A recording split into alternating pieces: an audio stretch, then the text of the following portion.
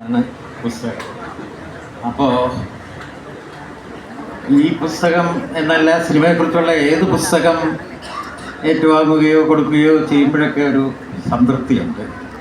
അതിന് കാരണം ഞാൻ എഴുതി തുടങ്ങുന്ന കാലത്ത്, പുസ്തകങ്ങൾ പ്രസിദ്ധീകരിച്ചു തുടങ്ങുന്ന കാലത്ത് ഒരു വർഷം 2 or 3 പുസ്തകങ്ങളാണ് മലയാളത്തിൽ സിനിമയെപ്പറ്റി വന്നിരുന്നത്. അങ്ങനെ എനിക്ക് ഞാൻ തന്നെ ഒരു പ്രസാധകനായിരുന്നു. ഇന്നിപ്പോൾ രമേശൻ എന്നോട് പറയായിരുന്നു, അദ്ദേഹം 10 രൂപ കൊടുത്ത് എൻ്റെ പുസ്തകം വാങ്ങിയിട്ടുണ്ട്. അന്ന് ഈ ചലച്ചിത്ര പുസ്തകങ്ങൾ ആരും പ്രസിദ്ധീകരിക്കാൻ തയ്യാറാകാതിരുന്നപ്പോൾ സ്വയം അത്തരം പുസ്തകങ്ങൾ പ്രസിദ്ധീകരിച്ചു. അങ്ങനെ ഞാനൊരിക്കൽ 70കളുടെ പകുതിയിൽ ജോൺ അബ്രഹാമിൻ്റെ അഗ്രഹാരത്തിൽ കഴുത ഒരാളെ കൊണ്ട് ട്രാൻസ്ലേറ്റ് ചെയ്യിച്ച് പുസ്തകമായിട്ട് അച്ചടിച്ച് നമ്മുടെ ചിന്ത ഇതിൽ കൊണ്ട് കുറച്ച് വിൽക്കാൻ വയ്ക്കാവോ എന്ന് ചോദിച്ചു. അപ്പോൾ അവർ പറഞ്ഞു, സിനിമ ആളുകൾ കാണും, പക്ഷേ സിനിമയെക്കുറിച്ചുള്ള പുസ്തകമൊന്നും മനുഷ്യർ വായിക്കില്ല. ഇവിടെ സിനിക്കെഴുതിയ പുസ്തകത്തിൻ്റെ കോപ്പികൾ കെട്ടിക്കിടക്കുകയാണ്, അതാരും വായിക്കുന്നില്ല, അതുകൊണ്ട് വേണ്ട കേട്ടോ. അതേ ചിന്ത തന്നെയാണ് പിന്നീട് മലയാളത്തിൽ ഏറ്റവും കൂടുതൽ സിനിമയെക്കുറിച്ചുള്ള പുസ്തകങ്ങൾ പ്രസിദ്ധീകരിച്ചത്. എൻ്റെയും ധാരാളം പുസ്തകങ്ങൾ അവർ പ്രസിദ്ധം ചെയ്തിട്ടുണ്ട്. അതാണ് കാലത്തിന് വന്ന മാറ്റം. ഇപ്പോൾ ഈ പുസ്തകവും പുസ്തക പ്രസാധക സംഘം ഇത് പ്രസിദ്ധീകരിക്കുമ്പോൾ പ്രത്യേകിച്ച് ഒരു സന്തോഷം തോന്നുന്നത്, എഴുതിയിട്ടുള്ളത് നമ്മുടെ CV രമേശൻ. CV രമേശൻ ഇന്ന് മലയാളത്തിൽ തുടർച്ചയായിട്ട് സിനിമയെക്കുറിച്ച് നല്ല ഗൗരവമുള്ള പഠനങ്ങൾ എഴുതിക്കൊണ്ടിരിക്കുന്ന ആളാണ്. അദ്ദേഹം നിരവധി പുസ്തകങ്ങൾ പ്രസിദ്ധം ചെയ്തു. കഴിഞ്ഞ ഒരു 2 വർഷം മുമ്പാണെന്ന് തോന്നുന്നു, ഇതേ വേദിയിൽ വെച്ച് നിർമ്മാല്യത്തിൻ്റെ 50ാം വർഷം പ്രമാണിച്ച് അദ്ദേഹം എഡിറ്റ് ചെയ്ത ഒരു പുസ്തകം ഇതേപോലെ റിലീസ് ചെയ്യാനുള്ളൊരവസരം എനിക്കുണ്ടായി. അതുപോലെ എഡിറ്റ് ചെയ്ത കുറച്ച് പുസ്തകങ്ങൾ, അദ്ദേഹം ധാരാളം പുസ്തകങ്ങൾ ഇങ്ങനെ സത്യജിത് റായിയുടെ കിങ്കിഡുക്കിനെ കുറിച്ചൊക്കെയുള്ള പുസ്തകങ്ങൾ എഡിറ്റ് ചെയ്തിട്ടുമുണ്ട്. അന്ന് സീരീസ് രമേശിനെ കുറിച്ച് പറയാനും. അപ്പം അദ്ദേഹം ഈ ലോക സിനിമയിൽ വരുന്ന ചെറിയ ചലനങ്ങൾ പോലും വളരെ ശ്രദ്ധയോടെ നിരീക്ഷിക്കുകയും അതിനെക്കുറിച്ച് പഠിക്കുകയും അതിനെക്കുറിച്ച് ആഴത്തിലുള്ള പഠനങ്ങൾ എഴുതുകയും ചെയ്യുന്ന ഒരു വ്യക്തിയാണ്. അപ്പോൾ മലയാള നിരൂപണത്തിൻ്റെ വർത്തമാനാവസ്ഥയെക്കുറിച്ച് നമ്മൾ പറയുകയാണെങ്കിൽ, അത് പലരും പറയും അത് ഇപ്പോൾ വഴിതെറ്റിയ അവസ്ഥയിലാണെന്ന് പറയും. ശരിയാണ്. കാരണം നിരൂപണം എന്ന് പറഞ്ഞാൽ പണ്ട് വെറും റിവ്യൂ ആയിരുന്ന ഒരു കാലമുണ്ടായിരുന്നു. പിന്നെ അത് കഴിഞ്ഞ് ആ നിരൂപണവും വിമർശനവും ആയിട്ടത് മാറി. ഇപ്പോൾ അതെല്ലാം മാറിയിട്ട് റിവ്യൂ ബോംബിംഗ് എന്ന് പറയുന്ന പരിപാടിയാണ്. സിനിമയെ തകർക്കാനും വിജയിപ്പിക്കാനും വേണ്ടിയുള്ള ആയുധങ്ങളായിട്ട് സിനിമാ നിരൂപണം മാറിയിരിക്കുന്ന ഒരു കാലമാണ്.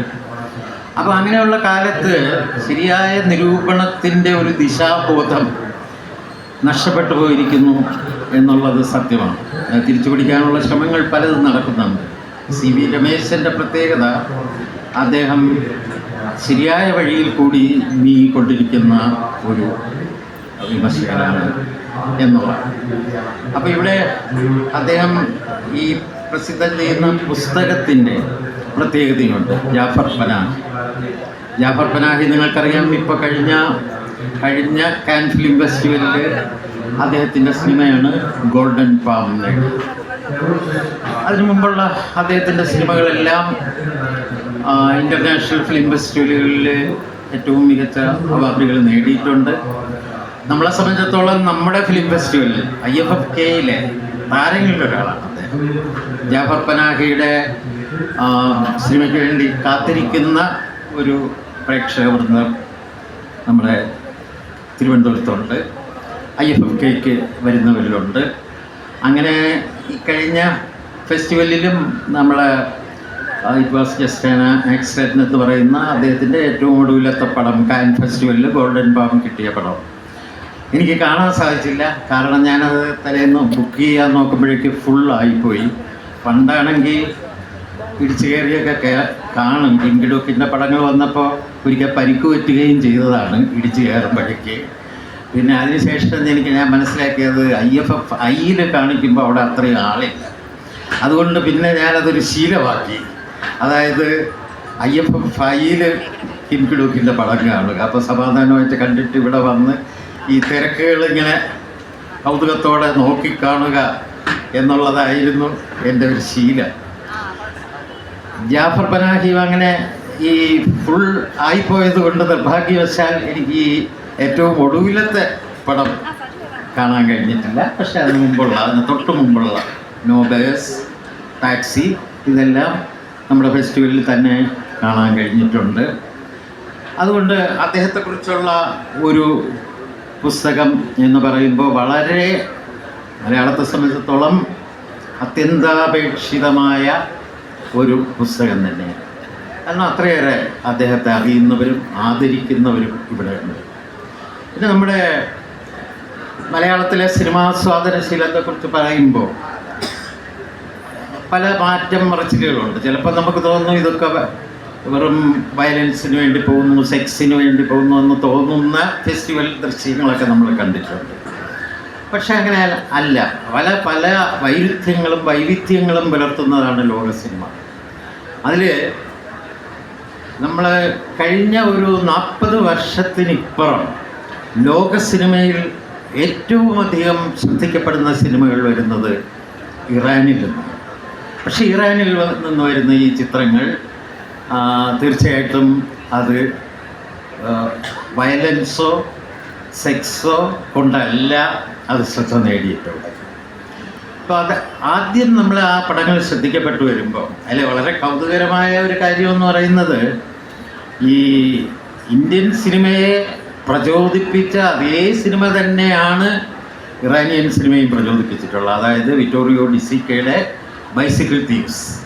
അപ്പോൾ ഈ ബൈസിക്കിൾ തീവ്സിൻ്റെ ഒരു പ്രചോദനം കൊണ്ടാണല്ലോ സത്യജിത് റായ് പഥേർ പാഞ്ചാലിയിലേക്ക് വരുന്നത്.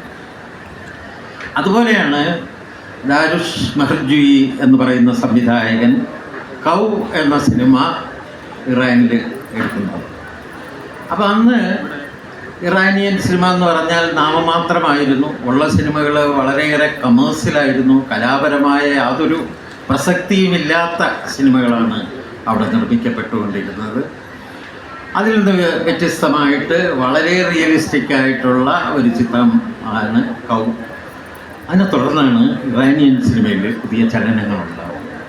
പക്ഷേ ഈ ലോകത്ത് ഏറ്റവും അധികം തടസ്സങ്ങൾ നേരിടുന്ന, സംഘർഷങ്ങൾ അനുഭവിക്കുന്ന ചലച്ചിത്രകാരന്മാരുടെ ഒരു സമൂഹം എന്ന് പറയുന്നത് ഇറാനിൽ നിന്നാണ് വന്നിട്ടുള്ളത്.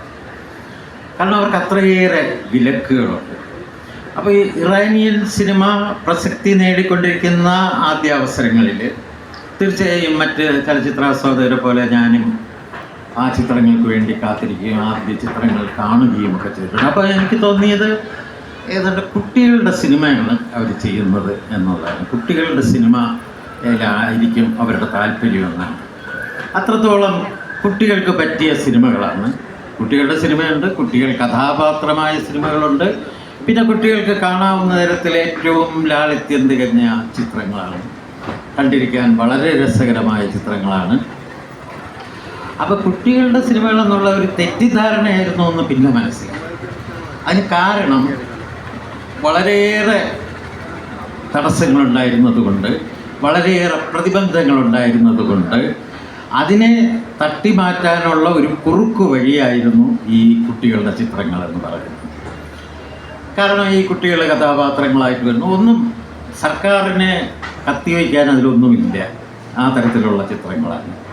അപ്പം അങ്ങനെ അതൊരു പ്രച്ഛന്ന വേഷമാണെന്ന് പറയാം. പക്ഷേ അതിലൂടെ മികച്ച ചിത്രങ്ങൾ പുറത്തു വരികയും ചെയ്യുന്നുണ്ട്. ചിലപ്പോൾ ചില പ്രതിസന്ധി ഘട്ടങ്ങളിൽ മികച്ച കല പ്രത്യക്ഷപ്പെടും. അത് ആ തരത്തിൽ നമ്മൾ ഈ ലോക കലാചരിത്രത്തിൽ ഏത് രംഗത്തും ഉണ്ട്. സാഹിത്യത്തിലായാലും അതുണ്ട്. സാഹിത്യത്തിലും പലതും തടസ്സങ്ങളെ അതിജീവിച്ച് വന്നിട്ടുള്ള സാഹിത്യകൃതികളാണല്ലോ പലതും.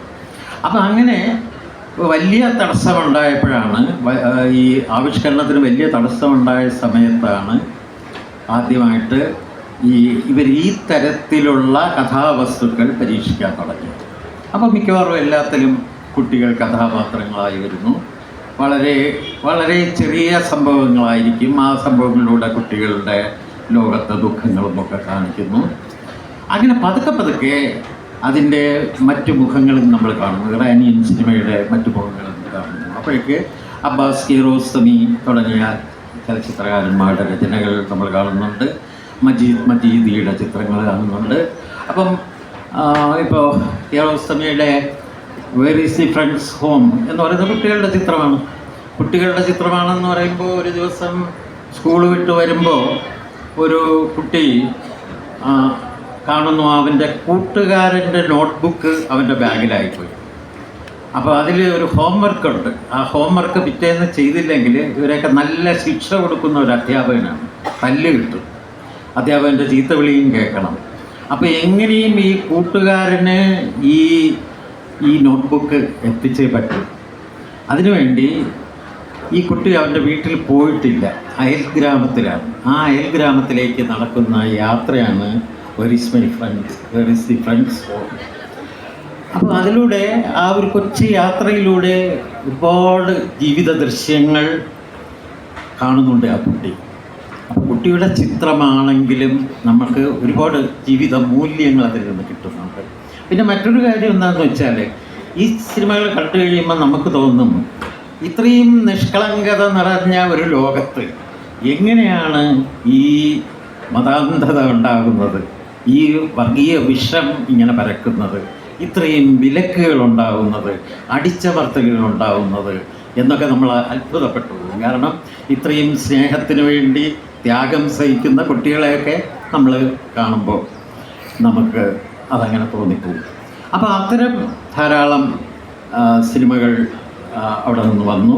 പക്ഷേ പതുക്കെ പതുക്കെ വിമർശനപരമായ ചിത്രങ്ങളും വരാൻ തുടങ്ങി. കാരണം എന്നും ഇതേ ഒരേ തരത്തിലുള്ള സിനിമ എടുത്താൽ അതിന് പരിമിതി എന്നാണല്ലോ പേര്. അപ്പോൾ ഈ പരിമിതിയെ ഉല്ലംഘിക്കുന്ന തരത്തിലുള്ള സിനിമകളും വരാൻ തുടങ്ങി. അത്തരം സിനിമകൾ വന്നപ്പോൾ തീർച്ചയായിട്ടും അതിനെതിരായിട്ട് ഉള്ള ആഹ്വാനങ്ങളും മുഴങ്ങി. അവരെങ്ങനെയൊക്കെ ശിക്ഷിക്കാമോ ആ രീതിയിൽ ശിക്ഷിക്കാൻ തുടങ്ങി. അപ്പോൾ ആ ശിക്ഷ ഏറ്റുവാങ്ങിയവരാണ് ഇന്ന് ലോകത്തറിയപ്പെടുന്ന മിക്കവാറും പ്രഗത്ഭരായ സംവിധായകർ മിക്കവരും.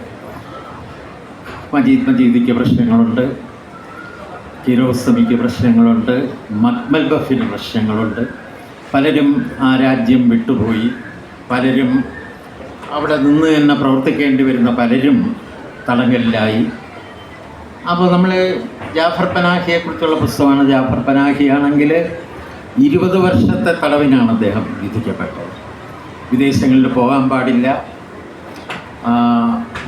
മറ്റുള്ളവരുമായിട്ട് ആശയവിനിമയം പാടില്ല, വീട്ടുതടങ്കലിലായിരുന്നു അദ്ദേഹം. അങ്ങനെ ഈ തടങ്കലിൽ കിടക്കുന്നതിനിടയ്ക്ക് പല സൃഷ്ടിപരമായ പ്രവർത്തനങ്ങളും അദ്ദേഹം നടത്തി എന്നുള്ളതാണ്. കാരണം ഒരിക്കലും പരാജയം സമ്മതിക്കാൻ തയ്യാറാകാത്ത ചലച്ചിത്രകാരനായിരുന്നു അദ്ദേഹം. അതാണ് രമേശൻ തടങ്കൽ പാളയങ്ങൾക്ക് തകർക്കാൻ കഴിയാത്ത ആ ഒരു വിജയം എന്ന് ഇതിൽ വിശേഷിപ്പിക്കുന്നു. അപ്പോൾ അദ്ദേഹം ആയിരിക്കുമ്പോൾ അദ്ദേഹം എടുത്ത സിനിമയാണ് it is not a film. ആ സിനിമയുടെ പേരാണ്. അപ്പോൾ വീട്ടുകിടക്കിലാണെങ്കിലും അദ്ദേഹത്തിൻ്റെ കയ്യിലൊരു ക്യാമറ ഉണ്ട്. ഈ ക്യാമറ വെച്ച് അദ്ദേഹം തന്നെ ആ ക്യാമറ ഓപ്പറേറ്റ് ചെയ്ത് അദ്ദേഹം തന്നെ കഥാപാത്രമായി ഒരു സിനിമ എടുത്തിരിക്കുകയാണ്. എന്നുവെച്ചാൽ പുറത്തോട്ട് പോകുന്നില്ല, ലൊക്കേഷനുകളില്ല, വേറെ ലൊക്കേഷനുകളില്ല. വീട്ടുതടങ്കിൽ കിടക്കുന്ന ഒരാൾ ആ വീട്ടിനകത്ത് വെച്ചിട്ട് സ്വയം ചിത്രീകരിക്കുകയാണ്. താൻ തന്നെ നടനായി മാറുകയാണ് ജാഫർ പനാഹിയുടെ ഈ സിനിമയിൽ ഇറ്റ്സ് നോട്ട് എ ഫിലിം. അത് കഴിഞ്ഞ് ഈ ബന്ധനം മാറിയില്ല, വിലക്കുണ്ട്. പക്ഷെ വിലക്ക് ഉണ്ടെങ്കിലും പുറത്തേക്കിറങ്ങാം എന്ന് വന്നപ്പോൾ പുറത്തേക്ക് ഇറങ്ങാമെന്നേ ഉള്ളൂ, മറ്റ് ഇടപാടുകളൊന്നും പാടില്ല. അപ്പോൾ അദ്ദേഹം പുറത്തേക്കൊന്ന് ഇറങ്ങി ഒരു ടാക്സി ഡ്രൈവറായിട്ട് സ്വയം ഭാവിച്ചുകൊണ്ട് ഒരു കാറും എടുത്തിറങ്ങുകയാണ്. ആ സിനിമയുടെ പേര് ടാക്സി. അതിൽ തന്നെ അദ്ദേഹം ഫിറ്റ് ചെയ്തിരിക്കുന്ന ക്യാമറകളാണ്. അതിൽ തന്നെ പല ആംഗിളിൽ അദ്ദേഹം ക്യാമറ വച്ചിട്ട് അദ്ദേഹം ഓടിക്കുമ്പോൾ ആ യാത്രയിൽ ഉണ്ടാകുന്ന അനുഭവങ്ങളിലൂടെയാണ് നമ്മൾ ആ കാലഘട്ടത്തിൻ്റെ പല കാര്യങ്ങളും നമുക്കതിൽ നിന്ന് മനസ്സിലാവും. നമുക്ക് വളരെ കൗതുകകരമായി തോന്നുന്നത്. കാരണം നമ്മളന്ന് ഈ DVD-കളൊക്കെ പ്രചാരത്തിലുള്ള സമയമാണ്. അപ്പോൾ ഈ DVD കച്ചവടം നടത്തുന്ന ഒരു ചെറുപ്പക്കാരനെ ഇടയ്ക്ക് വരുന്നുണ്ട്. അയാളുടെ സംഭാഷണത്തിലൂടെ സമകാലീന സിനിമയെക്കുറിച്ച് പോലും നമുക്ക് ആ ചിത്രത്തിൽ നിന്നും വിവരങ്ങൾ കിട്ടുന്നു. അപ്പോൾ ജാഫർ പനാഹിയുടെ ടാക്സി എന്ന് പറയുന്നത് ഏത് പരിതസ്ഥിതിയിലും ഏത് പരിമിതിക്കകത്തു നിന്നും ഈ സിനിമ ഒരു പാഷനായി മാറിയ ഒരാൾക്ക്, അത് അത്രയും ഉത്കടമായൊരു വികാരമായി മാറിയ ഒരാൾക്ക്, പറയാൻ കാര്യങ്ങളുള്ള ഒരാൾക്ക് സിനിമ എടുക്കാൻ സാധിക്കും എന്നുള്ള പ്രഖ്യാപനമാണ് ഈ ഞാൻ പറഞ്ഞ 2 ചിത്രങ്ങൾ. പിന്നെ അങ്ങനെ ഒരു 3 സിനിമകൾ എടുത്ത് കഴിഞ്ഞപ്പോഴാണ് കുറച്ചൊക്കെ അദ്ദേഹത്തിന് സിനിമ എടുക്കാനുള്ള സ്വാതന്ത്ര്യം കിട്ടുന്നത്. ഇപ്പോൾ മാത്രമാണ് ഈ 2025 അദ്ദേഹം വർഷങ്ങൾക്ക് ശേഷം ഇറാൻ വിട്ട് പുറത്തേക്ക് പോകുന്നതും കാൻ ഫിലിം ഫെസ്റ്റിവലിൽ അദ്ദേഹം പങ്കെടുക്കുന്നത്. ആദ്യമായിട്ട് ഒരു പുറത്തുള്ള ഒരു ജേർണലിസ്റ്റിന് ഒരു ഇൻ്റർവ്യൂ കൊടുക്കുന്നത്. ഇതുവരെ അതൊക്കെ നിഷിദ്ധമായിരുന്നു. അങ്ങനെ അദ്ദേഹം ചലച്ചിത്ര രംഗത്ത് വളരെ ഊർജ്ജസ്വലനായി തിരിച്ചു വന്നു. പക്ഷേ ഇതിൻ്റെയൊക്കെ ഫലമായിട്ട് ശിക്ഷ കൂടിയിട്ടുണ്ട്. കൂടുതൽ ശിക്ഷകൾ അദ്ദേഹത്തിന് വിധിക്കപ്പെട്ടിട്ടുണ്ട്. ഇനി എന്താകും എന്ന് നമുക്ക് പറയാൻ വയ്യ. ഇപ്പോൾ ഉദാഹരണത്തിന് ഞാനിവിടെ പറഞ്ഞു തുടങ്ങിയത് മെഹർജുയി എന്ന ഫിലിം മേക്കറെ കുറിച്ചാണ്. അദ്ദേഹമാണ് ആദ്യമായിട്ട് റിയലിസ്റ്റിക് സിനിമയുടെയും യഥാർത്ഥ സിനിമയുടെയും ഇറാനിലെ തുടക്കക്കാരനെന്ന് പറഞ്ഞു. ആ മെഹർജുയിക്ക് നമ്മൾ IFFKയിൽ ലൈഫ് ടൈം അച്ചീവ്മെൻ്റ് അവാർഡ് കൊടുത്തിട്ടുണ്ട്. പക്ഷേ 2 വർഷം മുമ്പ് നമ്മൾ കേട്ട ഒരു വാർത്ത എന്താണ്? അദ്ദേഹത്തെ ആരോ കൊലപ്പെടുത്തിയിരിക്കുന്നു എന്നാണ് ഇറാനിൽ. അദ്ദേഹത്തെയും ഭാര്യയെയും കൊലപ്പെടുത്തിയതായിട്ട്. അപ്പോൾ അതിൻ്റെ പിന്നിലെ രഹസ്യങ്ങളൊന്നും ഇപ്പോഴും കണ്ടുപിടിക്കപ്പെട്ടിട്ടില്ല. ആരാണ് ഇത് ചെയ്തതെന്നോ എന്താണ് എന്നുള്ളത്. ഇതാണ് ഇറാനിലെ ഫിലിം മേക്കറുടെ അവസ്ഥ. അങ്ങനെ മരണത്തെ മുമ്പിൽ കണ്ടുകൊണ്ട് അത്രയും പ്രതിസന്ധികൾക്കിടയിൽ നിന്നുകൊണ്ടാണ് ഇറാനിൽ സിനിമ നിർമ്മിക്കപ്പെടുന്നത്. അതിനിടയിൽ ക്ലാസിക്കുകൾ ഒന്നിനു പിന്നാലെ ഒന്നായി ലോകത്തിന് സമർപ്പിച്ചുകൊണ്ടിരിക്കുകയാണ് ജാഫർ പനാഹി. ആ ജാഫർ പനാഹിയെക്കുറിച്ചുള്ള പുസ്തകമാണ് ഇവിടെ പ്രകാശിപ്പിക്കപ്പെടുന്നത്. തീർച്ചയായും ഈ പുസ്തകം ധാരാളം വായിക്കപ്പെടും എന്നുള്ള ആഗ്രഹത്തോടു കൂടി ഞാൻ ആ പുസ്തകം പ്രകാശിപ്പിക്കുകയാണ്. നമസ്കാരം.